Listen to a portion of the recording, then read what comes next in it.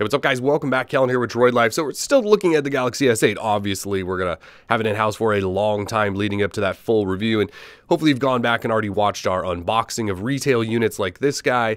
And of course, that special unboxing we did, which was the Unbox Your Phone experience that Samsung was kind enough to send over. Be sure to watch all that good info there. But now we know a number of you are getting the phone in your hands or you're considering it or whatever. We want to make sure that once you do, you know everything and you can get the most out of it from day one. So we like to do that by offering up a first couple of things to do. And so let's do that here. This is the first 10 things to do with your Galaxy S8. Now, before we fully dive in here, understand that when we're talking about the first 10 things to do with your S8, these also apply to the S8 Plus. They are the same phone, one's just bigger than the other. So whatever we tell you to do here, you're going to be able to do over there on the S8 Plus as well. All right, with that out of the way, the first thing we always like to show you, assuming your phone has one, is take advantage of that SD card slot. So the S8 and S8 Plus have a micro SD slot, and it holds up to 256 gigabytes of extra storage. So these guys do have 64 gig out of the gate, which is a lot, but why not add more if we're given the option? So up top here, SIM and SD card tray. We have a whole video on this if you want to really dive into it. In the box, you'll also find this dude right here. This is a SIM removal tool, or I believe it's called a eject pin or something like that. I call it a SIM removal tool, but either way, you'll find it in your box behind all the guides. So we just slide this pin right in here. It ejects the tray, which we then slide out. And so in here, you'll find a slot for your SIM card right here.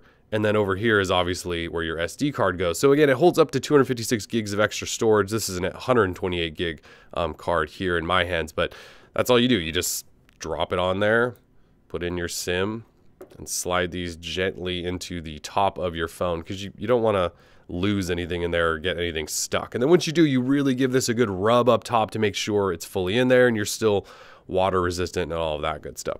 All right, so jumping through then into settings, one of the things that those of you from Samsung phones who have pretty much only ever used Samsung phones are going to find something new and interesting is this little part right down here. So we have on-screen navigation buttons, software navigation buttons, a new navigation bar, whatever you want to call it.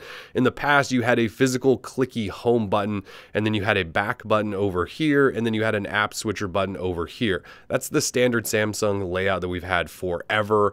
That changes now. So you can actually tweak this a little bit. As you can see, I have a back button over here and my app switcher's over here. I made it do that. So let's talk about quickly how to do that. So we throw this down and jump into settings and you will go into display. So if we go into display and we scroll down a little bit, you want to look for navigation bar. So tap navigation bar and you've actually got quite a few little handy tricks to do in here. The most important one though is button layout. So button layout out of the box will come like this. So it'll come with back over here, app switcher here, and your home button in the middle. That's what Samsung people are used to.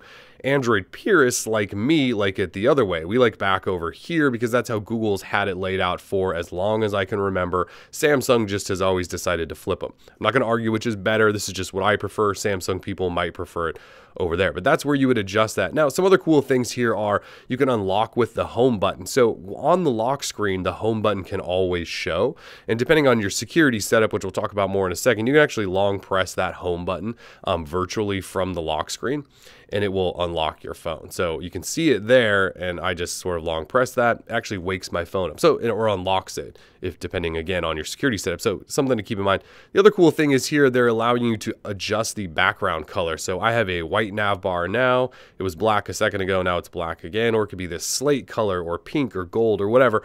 If you don't like any of those colors, Samsung's actually letting you go into a full color wheel and decide to change that color, whatever. Now this will only show this color when you're in specific apps. If we go back home to the home screen, that's transparent, and so you're not going to have this nasty green at all times, but you can adjust this essentially to whatever you want. I'm going to leave mine sort of this grayish color, but you can adjust that. You can do the unlock the home button, and you can adjust the layout, something definitely to keep in mind. All right, from there, let's talk a little bit about how to launch the camera really quickly. So for, again, Samsung users who have been with Samsung for a really long time, you used to launch it by double tapping that home physical button, but we don't have that any longer, so that doesn't work. But what you do have is this. You have a side power button. So they've switched this, which is essentially the Android default at this point, but you just double click that and it launches the camera. And from there, you can then snap all the pictures you want, and you can do this from anywhere. So if the phone's locked like this, you can double click and that launches the camera. You saw me do it from my home screen, but you could even do it from, say, in Chrome. Just double click that, launches the camera, and it's just as quick, I think, as the home button, and your thumb is sort of always there if you're holding the phone anyway, so it's just a quick way to do it. From there, let's talk a little bit about security, and this is another area that may differ a little bit for current Samsung user. So you used to have a fingerprint reader right down here on the bottom. You'd click that little home button, then it would scan your finger and you would just move on. So Samsung moved it to the back. Now we've talked quite a bit about this already, but this placement up here, it's not the best. It's hard to reach. I'd also make the argument that it may not be the best fingerprint reader I've ever used, and that's within like 24 hours already coming to that sort of minor conclusion. But either way, it's back there now. So we need some other ways, because that's just going to be probably frustrating over the long haul. So what we're going to do is set up a few things. So Tim and I have sort of come up to this nice mix of, you can see right here, I have a pattern set up, fingerprints, and face recognition. So Samsung is doing this facial recognition thing, which maybe isn't the most secure thing on the planet, but it does work pretty well. And if you couple it with fingerprints and pattern and smart lock, which I'll also show you, it's not a bad little setup. So I have mine set up to unlock with a pattern if I need to. I can also use the fingerprint reader, and then we'll also look at my face and try to unlock if it recognizes me. So face recognition is in here. That's where you would walk through and recognize your face. Fingerprint scanner is there. That's where you would walk through and scan a whole bunch of fingers if you want. You could even use the iris scanner if you want, although face recognition seems to be working fairly well. And then smart unlock, I'll show you in a second. So how this would work if this is all set up is I could use the fingerprint reader, and I just put my finger over that, and you can see there it went ahead and unlocked. The issue there is trying to get your finger on there properly each time. The next thing though is if I have face unlock, you just wake the phone, get in there and just look at it so it's close enough to your face that it can read it in good enough light or whatever, and you can see it's actually pretty quick. So I'll try to show you that one more time. See that right there? It went from being locked to unlocking pretty quickly, and I didn't touch anything other than the side button to wake it, and then it scanned my face. Very cool. Now, if I don't want to deal with any of that, and I want to say maybe just long press on, don't know where that button went. If I want to just long press on the home button there, I can do that as well. That's always, I don't know why always on display is not showing up, but either way, you can set it up as long as you have smart lock set up to go ahead and bypass everything by just long pressing on that bottom area. And so smart lock is an option where you can dive in and you can tell it to do a whole bunch of things like unlock every time I'm at home, or if I'm connected to Bluetooth, or it listens to my voice, or it recognizes on my body. So again, the combination of all of these has made for, I think so far, a pretty good thing. I can pattern swipe, I can fingerprint, I can use my face, or because I'm just at home all the time, I have it set up to be unlocked while I'm at home and then securely locked while I'm away. I hope all that makes sense, and I know that's a lot of stuff, but security is just a big thing, and we want to make it the easiest big thing on your phone. Continuing on there, always on display is something I just mentioned going away. It looks like I had toggled that.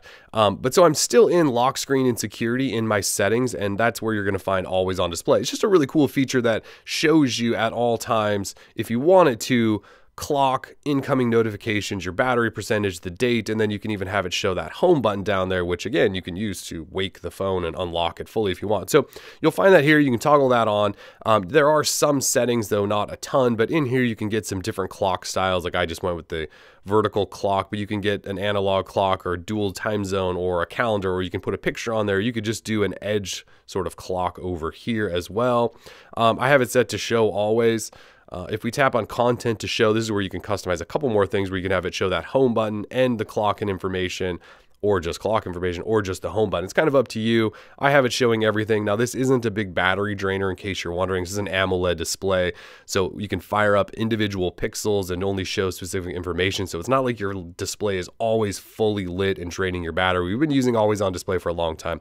One of our favorite features, definitely something you should take advantage of. Let's back out though into some other settings. And we're going to talk about do not disturb. Now, this is just one of those things I like to tell everyone to get into. And if you look up here in your quick toggles, you should find it. And so we can tap on that a couple of times to get into do not disturb settings. Now, this is just one of those things I like to set up because it's a convenience thing that you set and forget. And I have mine set up to turn on do not disturb at 11:30 p.m. and then turn back off the next day at 6 a.m. So what that does is it just silences my phone. So as emails roll in, people send me text messages throughout the night, my phone isn't constantly buzzing and vibrating or sending off notification noises. Now, there are exceptions you can do where you can say repeat callers could get through in case of an emergency and somebody's calling you over and over again, those will eventually get through. You can set it up to have calls come through from your favorites. So calls are blocked basically by everyone, or not blocked, they're just silenced except for those who are your favorites, like say family, friends, whatever. You can have messages be allowed to come through, tasks and things like that on your calendar. So it's something you want to customize for sure, but it's one of those things that once you set it up, it just sort of happens on its own, which is cool. Moving on from there, I would suggest that everyone set up this blue light filter. So blue light filter, you'll also find a shortcut to it in your notification toggles, but I believe you'll find it in display settings if you want to go really find it. What is a blue light filter? It takes away the blue light from your phone, and it's really good in situations where you're in a dark situation or where you're trying to get ready for a bed at night or something like that. I believe there's actual scientific studies done where it shows that blue light will keep you awake at night. It may even do some damage to your eyes. I don't know. That I may have just made that up. Either way, easing strain on your eyes is a good thing to do at night, and a blue light filter does that. So if you turn it on, you'll notice my phone just kind of goes orange. And it's not that it was super blue before, it's just now trying to take those blues out of it. You can adjust how strong you want it to be. So if you go all the way down, it almost looks normal, and you can sort of adjust it. It gets yellower, more orange. I like to crank it all the way up. This is one of those things too, though, that you can toggle on up here if you want, but you can also schedule this thing to come on at, say, sunset to sunrise. It just automatically turns on and then back off. Or I have a custom schedule where it comes on at 8 p.m. and turns off the next day at 6:30 a.m. Kind of up to you, but it's one of those things you should definitely think about taking advantage of. From there, let's go ahead and dive into the Edge panel. Since this phone, it's not necessarily an Edge phone, it does have an Edge display, and Samsung's continuing on with their Edge panel that we've seen for years now. So it's on out of the box, and you'll notice it just sort of peeking there out the side, that little gray tab. So I just swipe that, and that launches into my Edge panel, which gives me some quick shortcuts to a whole bunch of stuff. So I have mine currently set up, sort of. I have Smart Select here, which is a way to capture things or create animated GIFs of just about anything that's on the screen, which is really cool. And I'm just kind of a nerd, so I like fun stuff like that. But you can swipe over, and I have People Edge, which is shortcut to people I may contact often.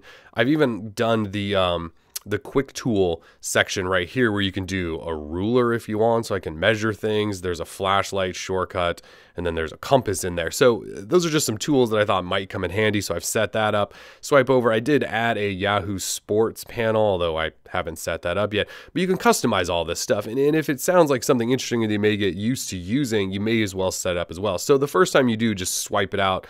In here, there is a settings button at the bottom, and this is where you'll find all of your different panels. So you can uncheck things if you don't want them. You can check things if you do. Like you could do app shortcuts. You can do some news and reminders and device maintenance stuff. And there's actually quite a few different panels in here. If you don't like it at all, you can just turn it all the way off right there with that button. There are additional things you can download. If you tap download, there's alternate panels that people have created, Samsung's created, whoever else has just added. There's actually quite a bit of stuff in there, from free to paid stuff. Here's even a Giphy Edge panel if you want to. So that stuff's all in there, and you just kind of want to go through and customize this stuff. You can reorder them as well. You can change the handle setting. So this is where you actually adjust where you want this. You can decide if you want it to be really big or really small in case you're hitting it too often. You can switch it from the left to the right if you want. There's just some stuff you can do in here, make it more transparent so it's not constantly overlaying everything, and even if it vibrates or whatever. So it is something you can do, and then of course you can drag it to whichever height you want. So Edge panel, definitely something to take a look at. It just adds that functionality. I'm not a huge user of it, but I know a lot of people do really enjoy it. All right, so the next thing I would say is jump into settings and consider some themes. So Samsung's done a really good job of building up their theme store, which includes wallpapers and icons and full themes. And so you find that in settings and then wallpapers and themes. And in here, you'll see at the bottom, there is a wallpaper section, themes section, icons, and always on display, so you can even download some custom versions of those. But if you just dance into themes here, you can scroll through, and there are dozens and dozens, if not hundreds of different themes to choose.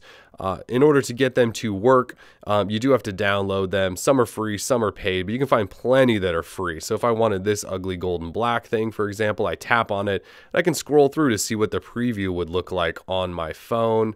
And then if I want it, you just tap download down here, it downloads it, and then you'll be able to apply it once it's finished. But it's one of those cool things you can do to really customize your phone, sort of set it up to being well, you know, your own personal beast of a little device. So there's trials even on some of these paid ones, but definitely something to look at. And if you just want new icons and you like the actual theme that Samsung gives you, this would be a good place to look. And then the always on display stuff, you may as well go through here as well and just find some cool stuff to get that custom setup on your lock screen. And finally, the final of the first 10 things to do is let's talk a little bit about Bixby, removing the panel, using Google Assistant, whatever you want to do. So your phone has a couple of assistants. You have Bixby, which is Samsung's new assistant, and then you have Google Assistant, which is Google's assistant. So Bixby has a dedicated button over here. You can press that and it will fire into Bixby. And you can see up top, it says, "Hello Bixby."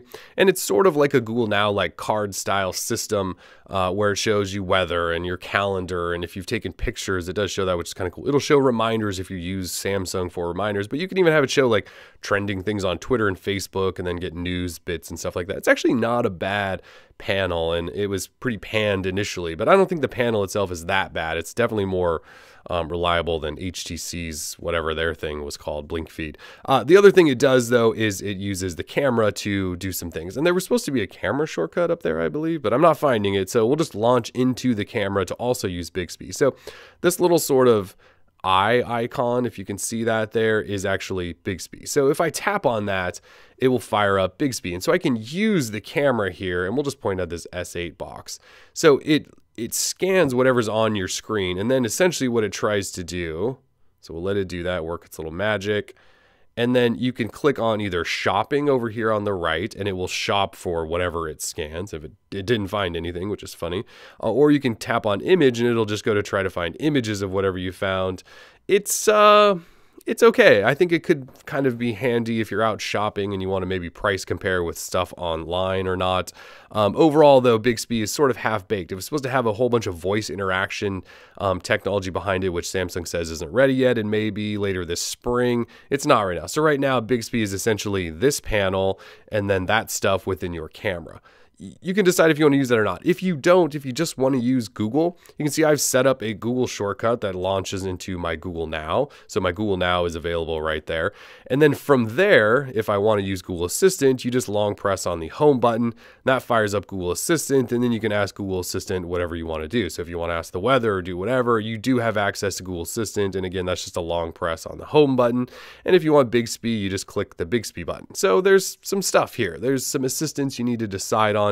If you don't want that Bixby panel over there, you can actually pinch on your home screen and slide over, and you can actually turn that off. And so then that panel isn't there. If you try to swipe over, you can still launch Bixby with the Bixby button. You can't really turn Bixby off, although we're going to try to figure out how to do that for you. But that's it. I know this is a long video for the first 10 things to do, but this phone has a lot going on. This is a big change for a number of Samsung users, I believe, just because this button or this area down here has changed so much. So either way, we've got more coming, tips and tricks, all sorts of stuff, a camera review, full review, lots going on with the Galaxy S8. So if you guys have comments, questions, or there is anything in particular you want us to test, let us know. Otherwise, we're Droid Life. Peace.